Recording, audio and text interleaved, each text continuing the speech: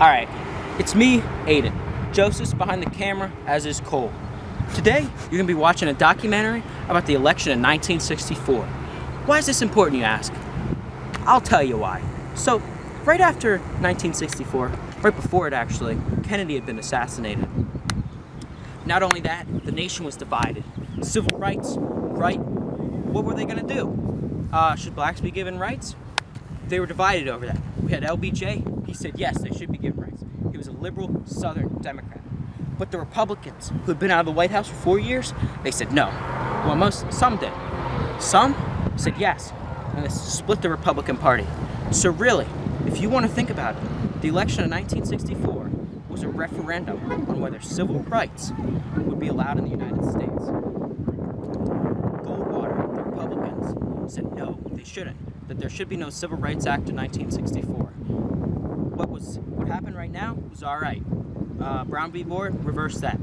Johnson, he was riding on Kennedy's coattails. He said, yes, there should be civil rights. The question is, we're going to have to watch the documentary to find out. All right, right now, we're going to be talking about the beginning and to the Republican convention of the Republican primary in 1964. Come on, let's go. We're going to be seeing a trip through nature and through time. So, the Republican Party after 1960, and after their loss with Nixon, they were scared. They're like, dang, how are we going to get reelected? We had Eisenhower in the 50s, but now what are we going to do? And the Republicans thought, well, there's two types we could do. We could have conservative Republicans like Nelson Rockefeller. They're kind of more like the East Coast people. They don't really care about the social issues. They're more physical.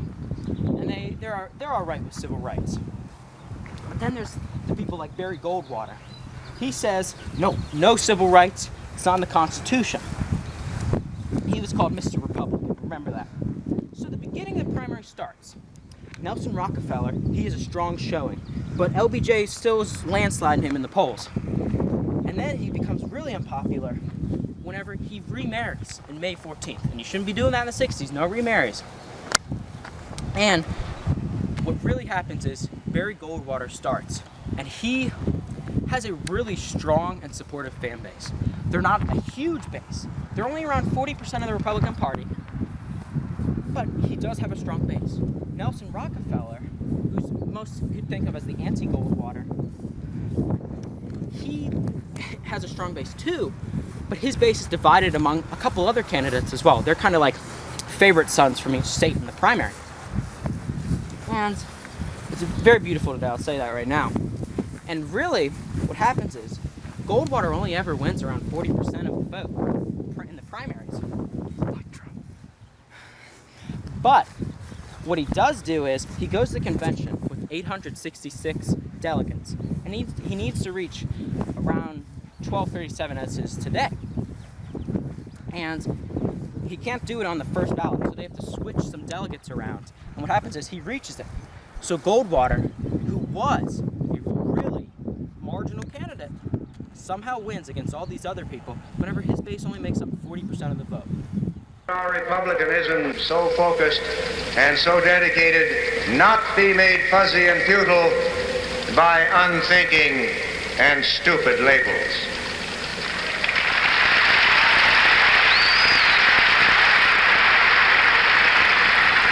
I would remind you that extremism in the defense of liberty is no vice.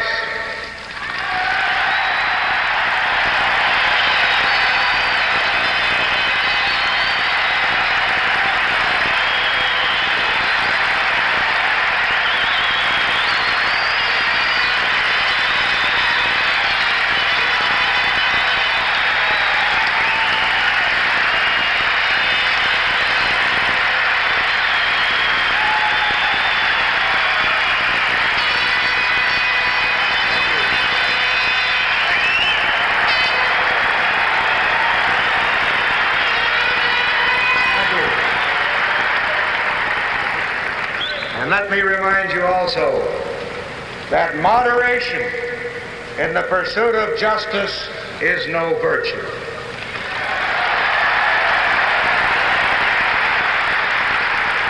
This was not a traditional accepted speech. There were no calls for conciliation or party unity. Goldwater's frankness led one correspondent on the floor to exclaim, "Good Lord, he's going to run as Barry Goldwater."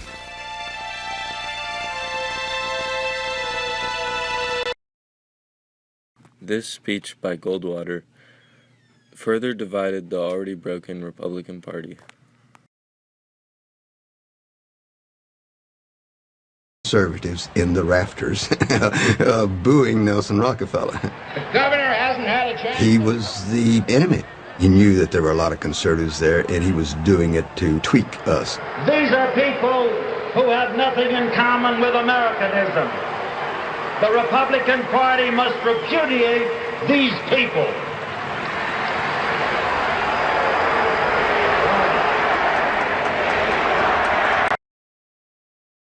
Liberal Republicans taunted Goldwater Republicans, killing the party. Alright, so you just saw some videos about the Republican primaries. Really, what you should understand from that is that Goldwater's base was only ever 40%. The 60% chunk followed me. 60% chunk of the liberal part, they did not taste like Goldwater. They were vomiting at the taste of him. Nixon, if he had run in 1964, he would have been a good choice. He would have consolidated Goldwater's point and the Rockefeller Republicans. But he didn't run, and that really had the bad idea for the Republicans. They wanted to win, and Goldwater was not the best choice. Not only that, Goldwater insulted President Eisenhower, who had not been president for 4 years, by saying that America didn't need another Eisenhower, in reference to his brother, who also ran. At the convention, Goldwater makes an inflammatory speech about how, in the defense of liberty, you should always be extreme for it, even if it compromises on other people liking you. And in democracy, that's not how it works. You either win or lose, and Goldwater was not setting up the Republicans to win. So really what happened was, at the convention, Goldwater basically threw over the boat, like if I threw the cameraman into this, and they drowned basically into the lake.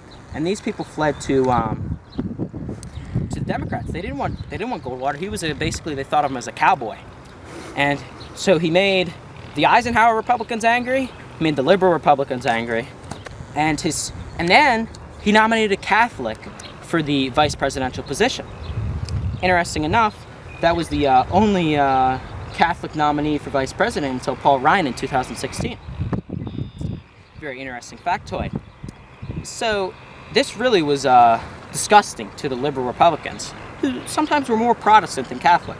So they thought, why should we vote for Goldwater? And they didn't want to. They said, in videos, they said that their party made a mistake.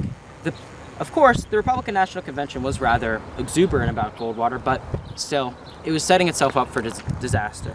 It was divided against a president like Lyndon Johnson, who, at best, was riding on Kennedy's coattails, if you want to be nice to him, or using Kennedy's death to ride into the presidency.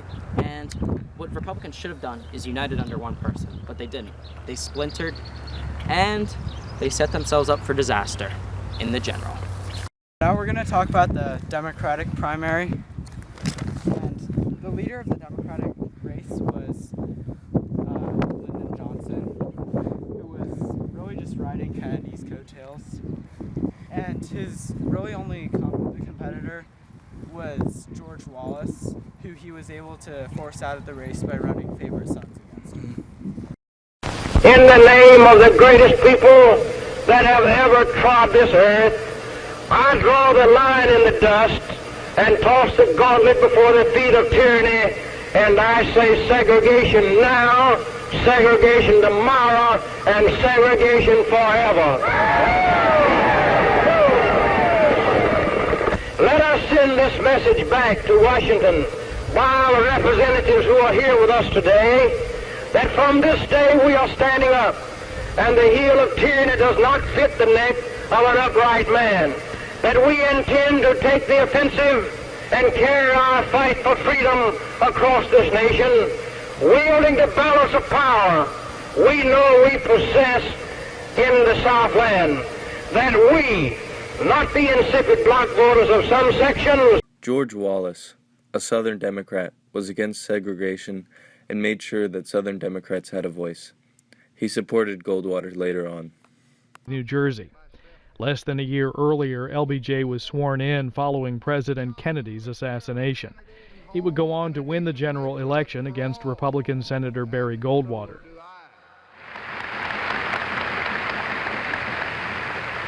The needs that we seek to fill, the hopes that we seek to realize, are not our needs, our hopes alone. They are the needs and hopes of most of the people. Most Americans want medical care for older citizens, and so do I.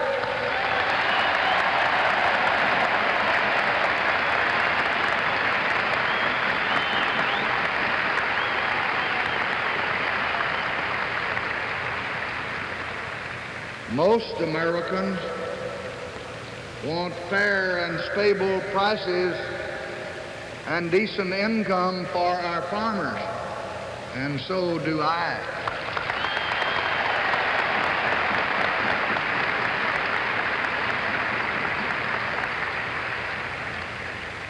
Most Americans want a decent home in a decent neighborhood for all, and so do I.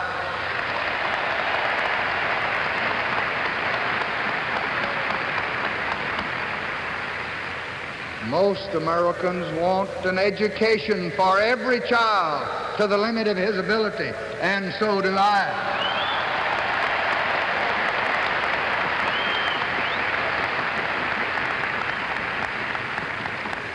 Most Americans want a job for every man who wants to work, and so do I.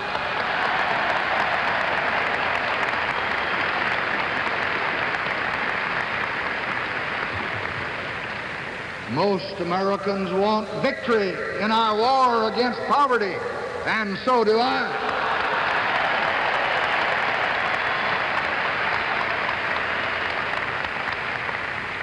Most Americans want continually expanding and growing prosperity, and so do I.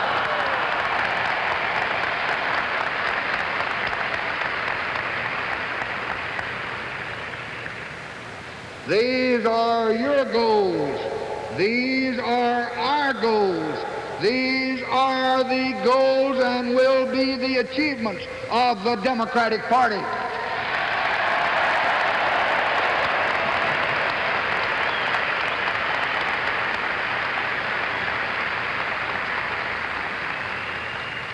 These are the goals of this great, rich nation.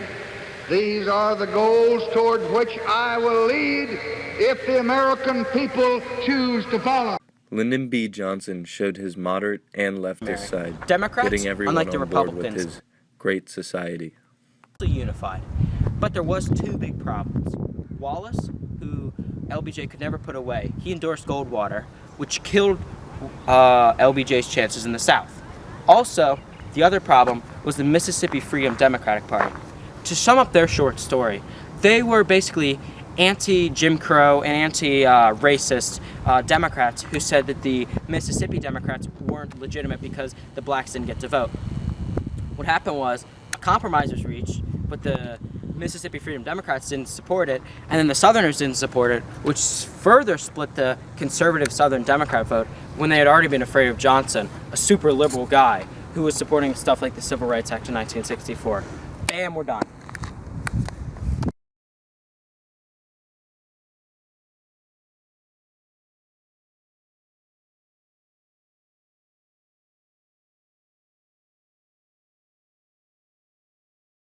Alright, so you must be interested in the election of 1964. Right now, we're in the general election.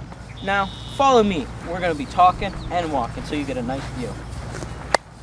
So by the beginning of the general, whenever Goldwater had been the nominee and LBJ was the nominee, Goldwater was in a completely crushing position. There was little chance that he could win with his current views. Republicans, who weren't Goldwater Republicans thought he was like a cowboy. He said he might use nukes in Vietnam. Not only that, he said he was going to get rid of the Great Society and the New Deal.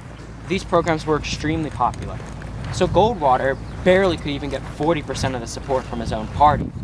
And the 60% fled to Johnson. So really, Goldwater was in a very tight situation.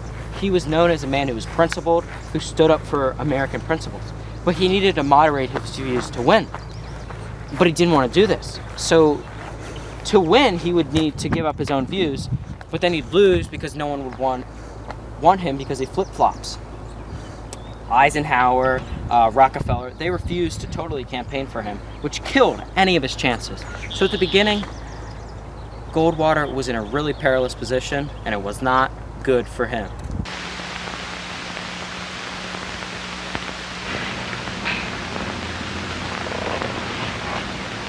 I don't know just why they wanted to call this a confession. I certainly don't feel guilty about being a Republican. I've always been a Republican. My father is, his father was. The whole family is a Republican family. I voted for Dwight Eisenhower the first time I ever voted. I voted for Nixon the last time. But when we come to Senator Goldwater, now it seems to me we're up against a very different kind of a man. This man scares me. Now, maybe I'm wrong. A friend of mine has said to me, listen, just because a man sounds a little irresponsible during a campaign doesn't mean he's going to act irresponsibly. You know that theory, that the White House makes the man. I don't buy that. You know what I think makes a president? I mean, aside from his judgment, his experience, are the men behind him, his advisors, the cabinet.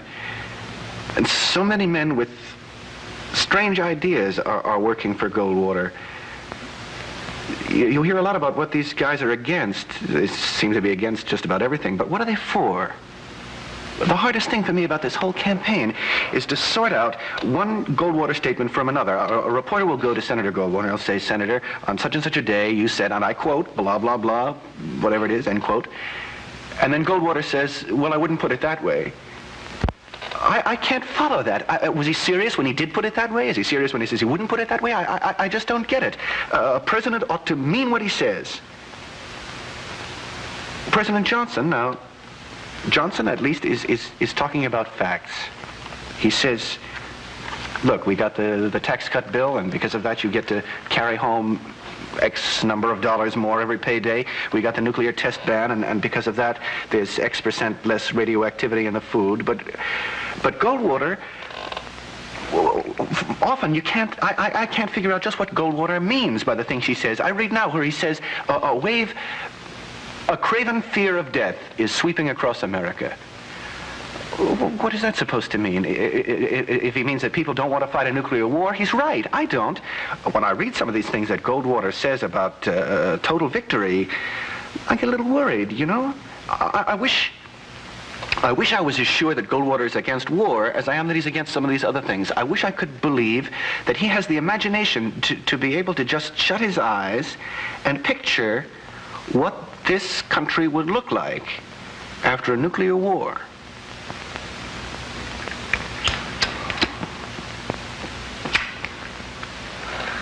Sometimes I wish I'd been at that convention in San Francisco. I mean, I wish I'd been a delegate. I really do, because I would have fought, you know? And I wouldn't have worried so much about party unity, because if you unite behind a man you don't believe in, it's a lie. I tell you, those people who got control of that convention, who are they? I mean, when the head of the Ku Klux Klan, when all these weird groups come out in favor of the candidate of my party, either they're not Republicans or I'm not.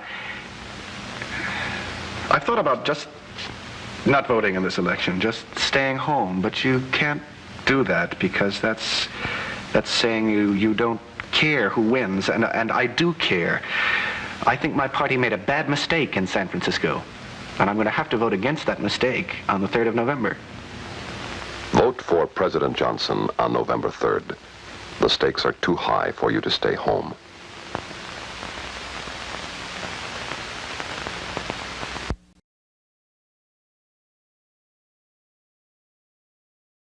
This is an example of liberal Republicans against Goldwater. 1, 2, 3, 4, 5, 7, 6, 8, 9, 10, 9, 8, 7, 6, 5, 4, 3, 2, 1. Zero. These are the stakes to make a world in which all of God's children can live, or to go into the dark. We must either love each other or we must die. Vote for President Johnson on November 3rd. The stakes are too high for you to stay home. This ad was later pulled down by Goldwater's request, but it showed that the already radical Goldwater was to many as a nuke-happy cowboy.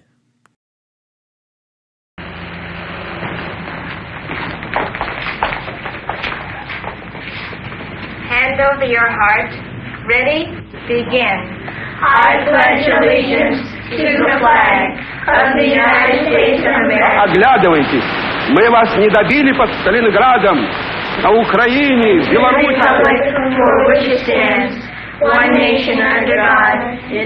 Против нас и будете опять готовить нападение, мы так ухнем.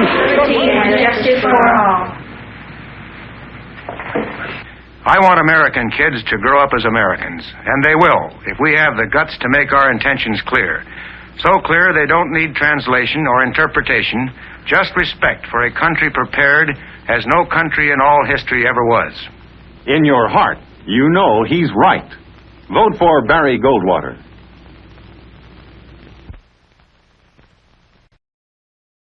Goldwater's ads, by comparison, were tamer and were mostly anti-communist, which gained him support, but not much.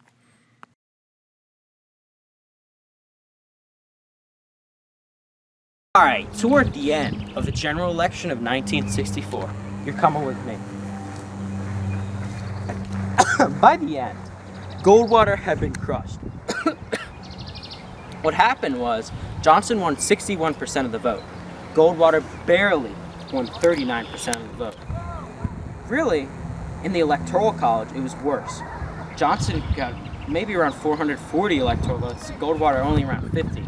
So, Goldwater was crushed. Not only that,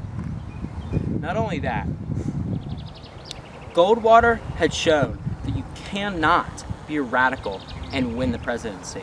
You can't run like Goldwater did against everything that even your own party is for and the other party is for. You won't win. Goldwater was really against everything in the wrong time and in the wrong place. Really, it showed that the Republicans sometimes cannot win if they nominate a radical candidate, just like the Democrats did in 1972 whenever they nominated McGovern. He lost in a landslide. Shut it down, that was good.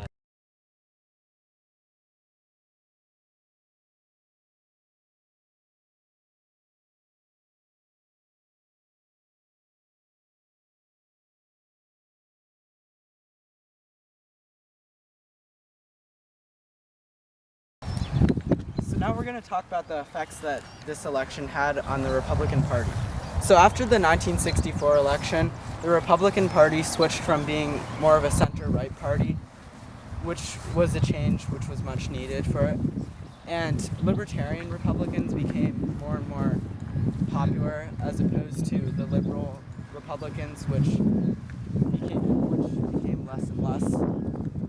And another change from this election was that Goldwater was able to get in a lot of Democrats from the South, and they ended up switching and becoming known as Reagan Democrats in the 1980 election when Reagan was running for president. And another effect of this was that it changed the Republicans' views on social issues, as it caused Republicans to be more anti-abortion and against gay rights, as it's shown today. Ronald Reagan, who was a former grade B movie actor, made a speech for the Goldwater campaign for president in 1964. It ran on national television, and it was an overnight success. Barry Goldwater has faith in us. He has faith that you and I... And it was people who were brought up in the Goldwater movement who later were responsible for nominating and electing Ronald Reagan. Today's conservative ascendancy was built out of the ashes of Goldwater's loss. We didn't win a lot of elections back in the 50s, early 60s. But then in the mid-70s, conservatives figured out what we were missing, and that was the social issues. Traditional values and a lot of issues dealing with family, home, community, and we began to add that element to our political rhetoric. And the perverts, and the liberals, and the leftists, and the communists coming out of the closets, it's time for God's people to come out of the closets, out of the churches, and change America. We must do it. Goldwater's loss led to Reagan and the religious rights takeover of the Republican Party. So, one of the effects on the Democratic Party was that they lost the conservative Democrats as the party began to become more radical. And another effect was that they lost a lot of the Southern Democrats to the Republican Party, as although they had been Democrats for as long as the first Republican president was elected, they switched to becoming Republican.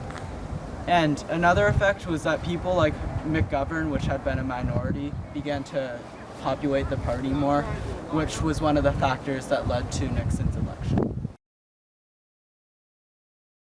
You just finished our great documentary. Right now, Joseph, Cole, and I are on our way to the Academy Awards for the Best Documentary of the Millennium.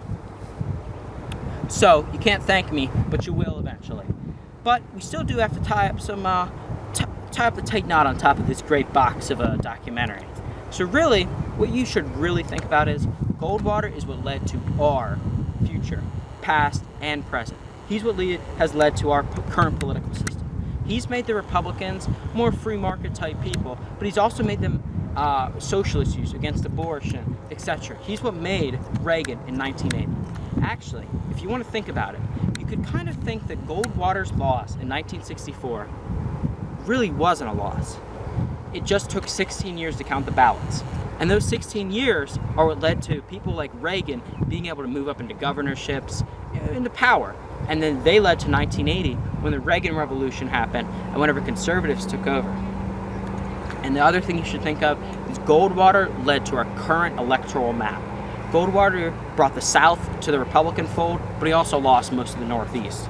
I mean, Nixon won it back, but really, that was not really a permanent thing. You can think of more George Bush type Republicans. They'll never win a state like Maine. So, if you want to think about it like that. So, in the end, just think about Goldwater, Johnson. They brought us to the future, and we'll keep moving on, but Goldwater will always influence us. I'm out, baby. I love you. Thank you for watching this.